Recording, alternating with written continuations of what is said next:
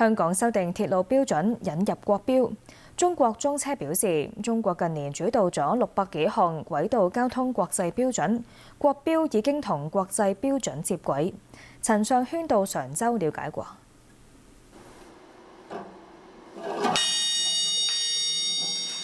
聽下兩個車轆俾重量相同嘅金屬球撞擊，聲音有啲咩唔同呢？左邊嘅係傳統鋼輪，明顯大聲得多。右邊呢一個睇起嚟平平無奇嘅叫做彈性車輪，其實有大學問。坐高鐵嘅時候，基本上抗噪冇難度，靠嘅就係佢。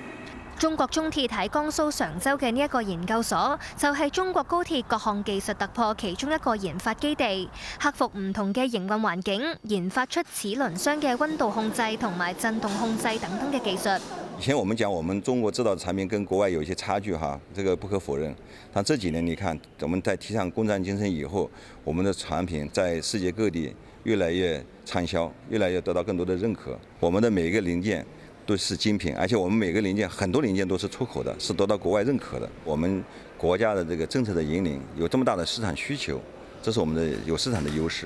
正因為有這個市場的優勢，才會讓我們有更多的投入，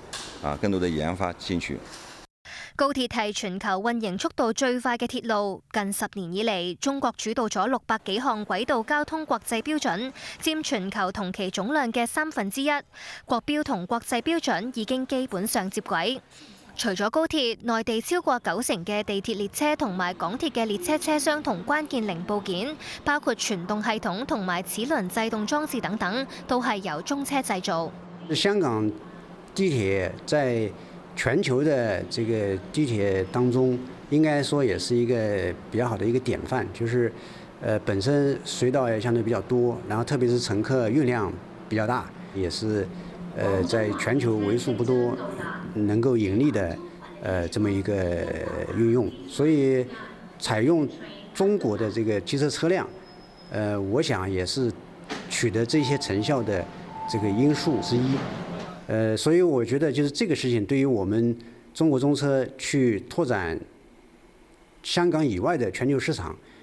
肯定能起一個比較良好的一個示範作用。研究所近年注重開拓國際市場，話雖然地緣政治緊張，但影響唔係好大，反而經濟嘅狀況令到部分嘅國家放棄軌道交通建設計劃。公司目前向全球包括美國、德國同埋澳洲等等30幾個國家同埋地區提供產品同埋服務。無線電視記者陳尚軒喺常州報導。15+5規劃目標將人工智能同實體經濟深化融合。聯想集團表示，正係透過自身研發同支持創投企業，推動人工智能產業發展。內地15+5規劃深化拓展人工智能+，推